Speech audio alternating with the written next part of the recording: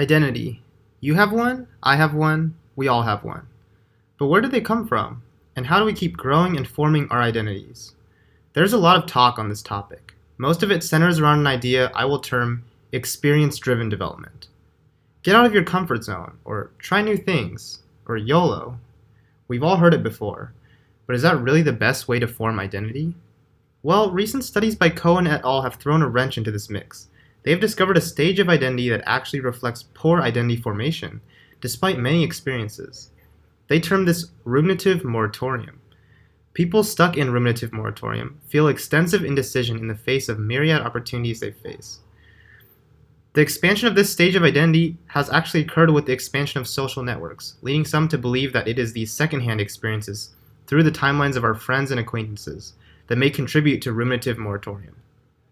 There are other issues with the existing framework of identity development. Focusing on passive experience rather than personal agency leads to what is termed an external locus of control, or a belief that one's life is largely governed by events not under our control. This is contrasted with an internal locus of control, which is the belief that we are largely in charge of our own fates. In a study by Lilliville et al., it has been shown that an internal locus of control leads to stronger identity formation, and an external locus of control is correlated with poorer identity formation.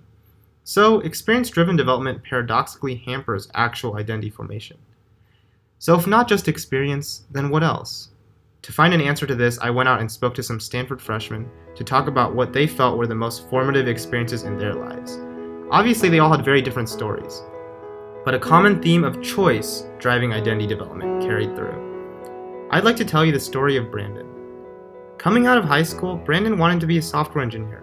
So instead of attending Stanford immediately after high school, he took a gap year to search for a software engineering job, and he found one at Udacity. After that year, he quit and attended Stanford, where he is now focusing on visual design and fashion. The crucial thing to realize here is that Brandon made the choice about his identity before he had the work experience. In a way, he made a choice about his own identity and then had it validated and invalidated in the same way that a scientific hypothesis is validated or invalidated. I think we can all learn a bit from Brandon's story and consider the power of choice in our own identities, as well as experience. You don't ponder all the pros and cons of a jacket every time you buy one. You just try it on and see if it fits.